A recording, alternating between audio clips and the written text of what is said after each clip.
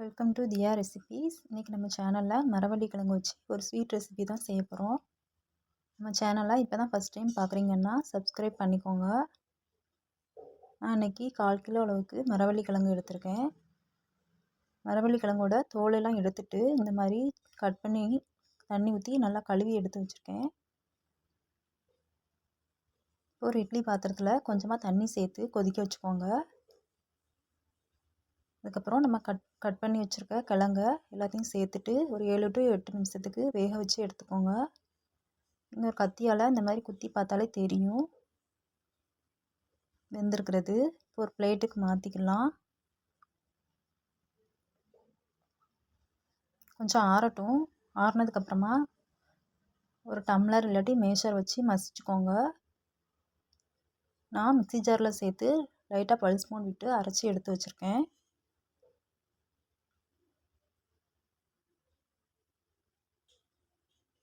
இப்போ உங்களுக்கு தேவையான அளவுக்கு சுகர், கொஞ்சமாக நட்ஸு, அப்புறமா கொஞ்சம் தேங்காய் துருவல் சேர்த்து நல்லா மிக்ஸ் பண்ணிக்கோங்க.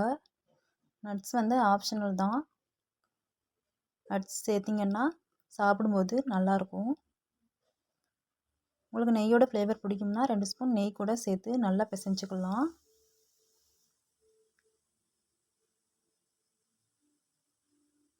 இப்போ எல்லாத்தையும் சேர்த்து மிக்ஸ் பண்ணியாச்சு. இப்போ இந்த மாதிரி குட்டி குட்டி பால்ஸாக உருட்டிக்கலாம். மரவள்ளி கிழங்கு வச்சு எப்போதும் ஒரே மாதிரி செய்யாமல் இந்த மாதிரி டிஃப்ரெண்ட்டாக குழந்தைங்களுக்கு செஞ்சு கொடுங்க.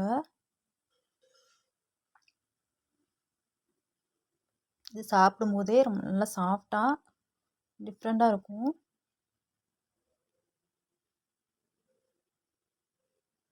இப்போ உங்களுக்கு விருப்பப்பட்டால் கொஞ்சமாக தேங்காய் துருவலில் இந்த மாதிரி டிப் பண்ணியும் செய்யலாம். பார்க்குறதுக்கும் அழகாக இருக்கும்.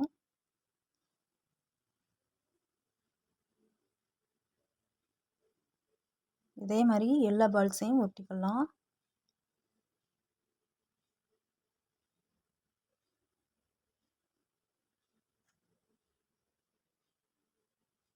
அவ்வளோதாங்க, ரொம்ப ஈஸி தான்.